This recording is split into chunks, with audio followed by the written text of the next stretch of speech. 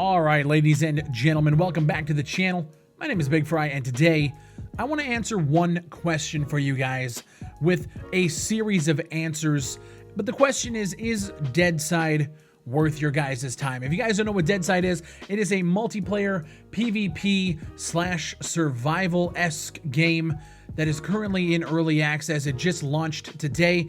I've been playing it on live streams since Saturday. We had a chance to jump in early, showcase what the game is, but the developers describe it as a hardcore multiplayer shooter with survival elements, post-apocalypse, PvP, PvE, open world, realistic weapons, crafting, and bases. So the first topic of discussion is going to be, why play this when you can play games like DayZ, Scum, Miscreated? Basically, what separates this? Why is this not just another early access survival game when we've been burnt and when we've seen multiple games like this? Well, first off, I gotta go with the pros for this game. The solid optimization is number one. When I think of back when Miscreated launched day one, it was fucking garbage.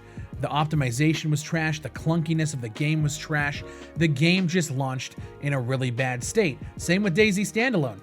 When that game launched, it was a goddamn disaster, and to this day, DayZ still isn't what was promised back in, 2013. It's gotten a lot better, but it's nowhere near, and it's taken a long time to get to a solid spot. Scum, the pre-launch event for Scum was amazing. Once Scum launched, their networking and their server infrastructure shit the bed completely.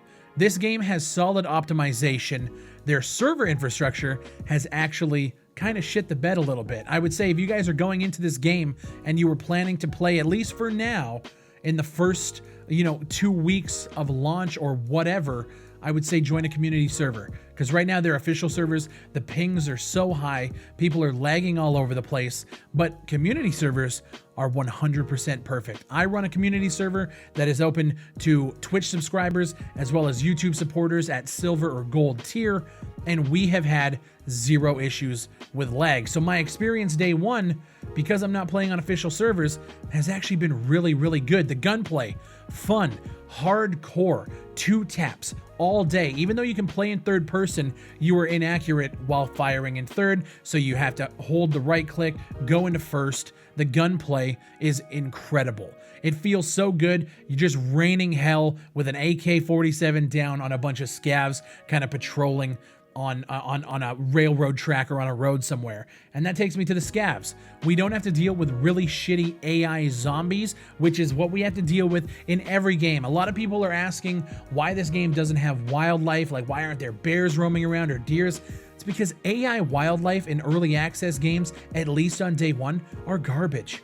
Name me one game that had really solid wildlife or zombie AI. The first one I have seen for zombies is actually Dead Matter, and we haven't even played it yet.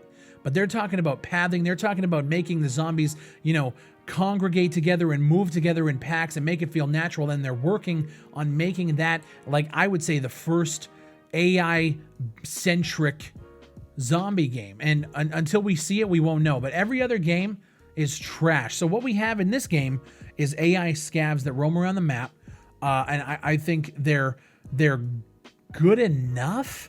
Right now, they're a little bit hardcore in terms of their accuracy. Some of them are, it's honestly like when Escape from Tarkov first launched, and they had AI scavs that were, doing 180 shots. These ones are a little bit less accurate than that, but some of them pinpoint accurate, and it is very tough. You run into a group of 4 just patrolling on a track somewhere, and you happen to come across it, chances are you're dead, unless you can kind of like run back and forth with a knife if you have nothing on you. It's a fun experience. I think they can be better, but for now, I actually think it's a pretty good first day of early access implementation. Graphically, I think the game looks nice. It's not the greatest, it's not Battlefield 5, but I think the game does look pretty good, actually, considering how well it runs. When you look at the minimum specs for this game, it's like a Core i3. The recommended specs are like a Core i5. My voice is all fucked up because I literally did a marathon stream of this game on Saturday. We played 15 hours. I think I did 13 hours straight. And then I just got done an 8-hour live stream today where we've been giving away keys and just having a really good time over on Twitch. Systems like weapon customization, clothing options, mission structure, everything is there for like a baseline good survival / PvP experience. I just think that it needs to be better on all fronts. And that's where we kind of go into what my cons are for the game. So for the pros, I just think this game feels good to play on day one. It's a solid baseline. It runs good. It's made on Unreal Engine 4. And I've been quoted saying in my podcast as well as on live streams, this is easily the best optimized UE4 experience that I have ever played on day one. I remember like games like Squad, when they launched, it was like 26 frames a second chugging along. This game doesn't have that problem. There are stutters maybe every now and again, but for the most part, this game runs almost flawlessly. And I have to give them props because UE4, every time I see a game launch on UE4, it's fucking garbage when it comes to optimization. Bad Pixel, they did a really good job. Let's go to the cons. You guys might be surprised to hear me say that there's quite a few negatives about the game, but not negatives in the sense of it would make me put the game down. They have a lot of things that I think they need to fix, but it's all within reach. And I think that's the main thing I want to stress here. There are a lot of things that I want to see fixed, added, improved, but it's all very doable because of the systems they have in place that are already in the baseline game. So first off, I want to talk about the inventory system. I think there needs to be a lot of quality of life improvements. I think I've been spoiled by playing games like Escape from Tarkov. I feel like if I'm looting a body and he has items on him that I want to put in my inventory, I should just be able to control click and move everything over. That's in every freaking MMO. That's in every shooter, any looter shooter. Control click. It goes into the first empty slot in your inventory. That just needs to happen, especially when you're dealing with firefights like this. This game is very action oriented. So you're in a firefight and you might be fighting another group of players as well as a group of scavs coming in from the side with AIs. You could be fighting up to like fucking 10 people at once. I need to be able to loot. If I'm out of ammo and I need to look down, a guy has the same gun as me. Let me just grab that ammo real quick, throw it into a bag. Also, the voice over IP, like just crank it up. Like it's so hard to hear anybody from over like 5 feet away. Just crank it up. It shouldn't be that quiet.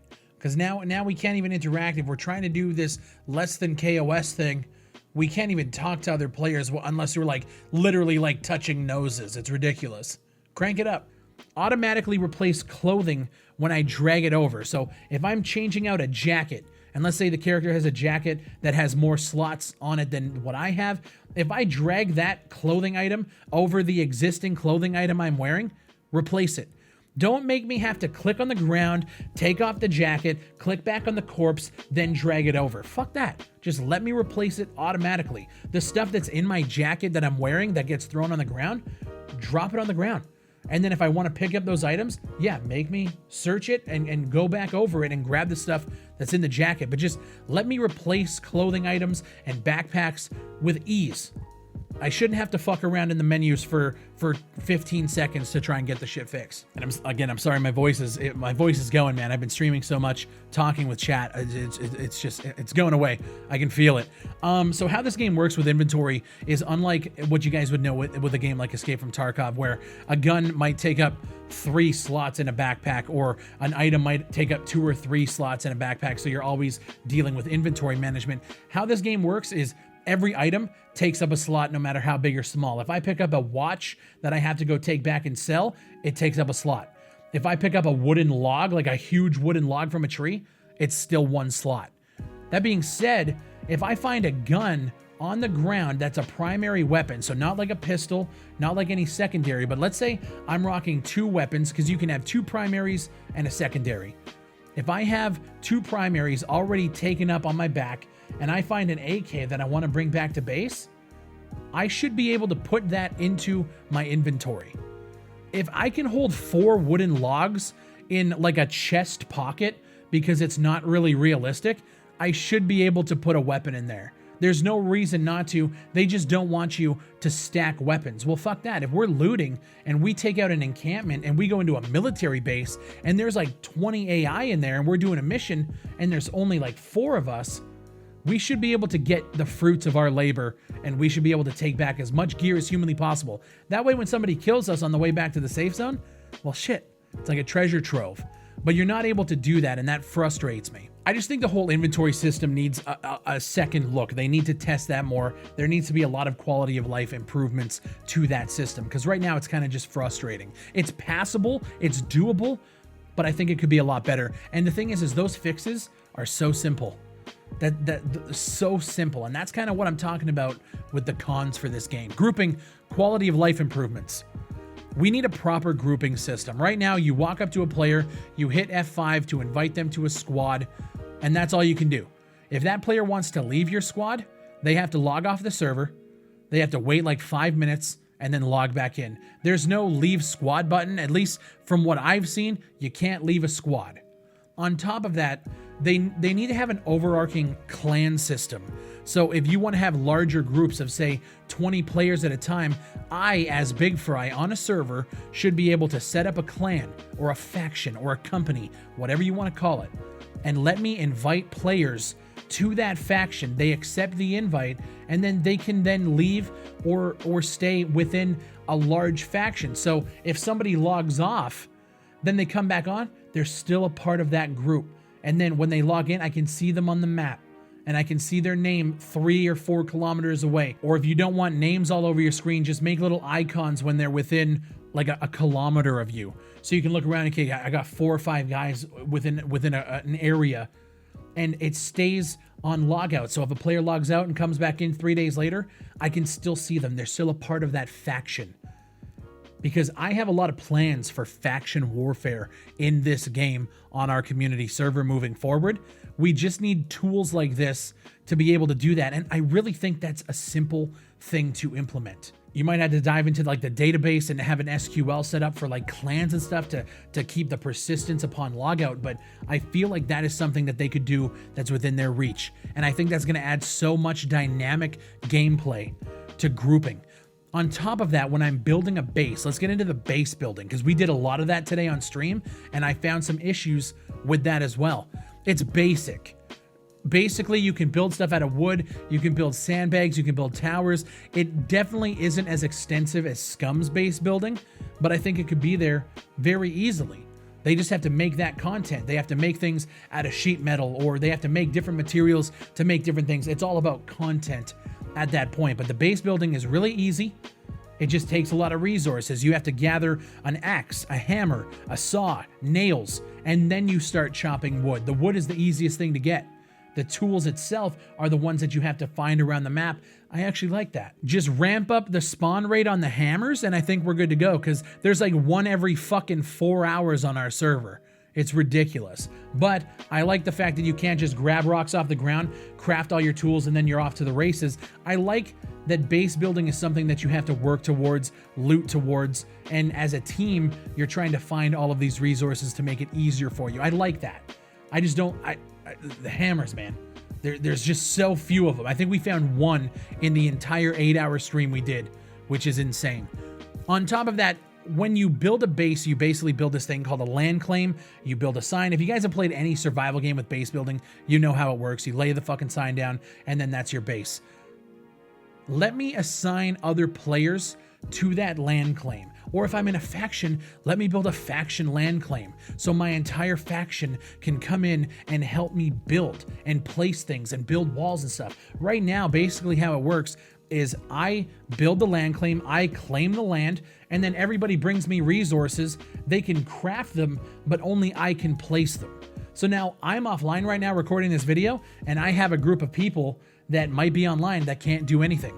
On top of that, because the grouping system is so bad, I actually had to log off the server for like 20 minutes to do a key giveaway earlier. And during that time, somebody who was in my squad was locked in the base. And I didn't realize they were in there when I logged off, but they couldn't get out because obviously I'm no longer a party leader, but they're all grouped up and that player was stuck because he couldn't open my doors.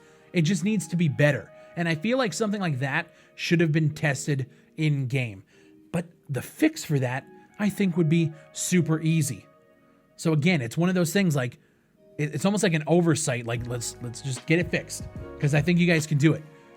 Make walls thicker so players can't access storage containers through walls, or make the objects snap to the wall so that they don't go through, because basically what happens is you could place like a storage container halfway through a wall and it'll just stick out. And it just shouldn't be like that. There just should be better systems in place to keep things within the walls of your base so that players can't access the stuff while they're outside. I mean, obviously, right? That should just be how it goes. Honestly, guys, things I would love to see added to the game. Right now, they have a system for their weapons where you can throw like a sight on it or you can throw a flashlight on. So they have like the bare minimum gun customization, but I want to see foregrips. I want to see suppressors. I want to see different stocks or extended mags. I want to be able to buy that kind of stuff and start kitting out these weapons. The system is there. You just have to make it so that we can have different gun parts attached to our weapons, and that's it. And I think that, again, I think that's there. They just have to make the content to make it work. I want to see customizable armbands or patches. So if we do get into this faction warfare, we can make our own patches in game that players can wear that identify as you're running around. And if we have our own territories that we kind of control as a community and everybody follows these rules, like on the map, this territory is controlled by this faction and this faction has an actual system in game where people can join and leave, they can wear the patches. They can wear an armband. They can wear something like that. And again, that's just something that you would have to add. Armbands is easy. It's just a cosmetic item.